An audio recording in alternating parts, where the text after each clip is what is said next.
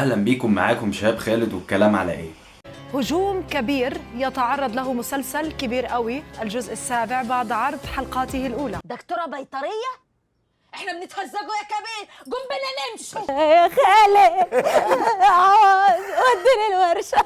كلامنا النهارده عن الفنانة الجميلة رحمة أحمد اللي بتشارك في سباق رمضان السنة دي في الكبير الجزء السابع اللي كنا منتظرينه بشدة، بس جت في الفترة الأخيرة في أول 4 حلقات من المسلسل أو 3 حلقات لقينا هجوم شرس جدا على السوشيال ميديا للفنانة رحمة أحمد، بيقولوا فيه إن الفنانة بقت بتسرسع، ده بقى صوتها وحش، دي بقت مش عارف ايه. مع ان السنة اللي فاتت في رمضان السنة اللي فاتت لما كانت ظهرت لأول مرة في الجزء السادس الناس بشكل كبير جدا قالوا دي ممثلة جامدة، دي ازاي ما كانتش بتمثل قبل كده، دي ازاي ما اتقبلتش في معهد فنون مسرحية، ده احنا بلدنا ماشية في الفن بالواسطة. هي نقطة كذب وانفراط علينا، ما احنا عارفين كل الحكاية. ما هو الشخصية دي هي نفس الشخصية دي، يعني ده حتى نفس الكاركتر.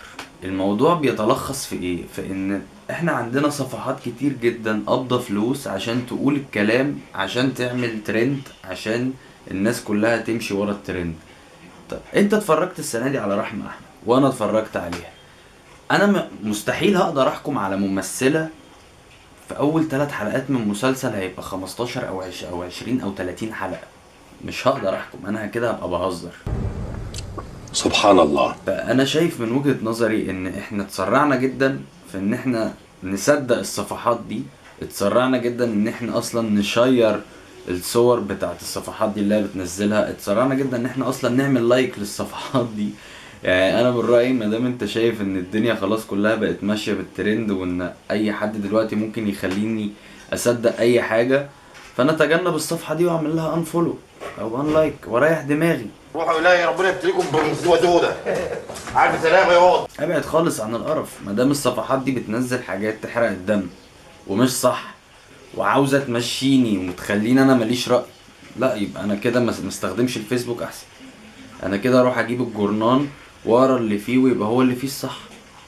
لا يا جماعه المفروض احنا لما نلاقي ان انت نفسك، حتى لما تلاقي ان البوست بتاع صفحة اتكرر اكتر من مرة بنفس الكابشن بنفس كل حاجة فيه في الصفحة دي، هو اللي في الصفحة دي بنفس زاوية الصورة اللي متصورة بنفس كل حاجة، لا خلاص انت كده فهمت ان الموضوع كله ممنهج ان انت لازم تكره الشخص ده وتحب الشخص ده، فالموضوع كده مش لطيف.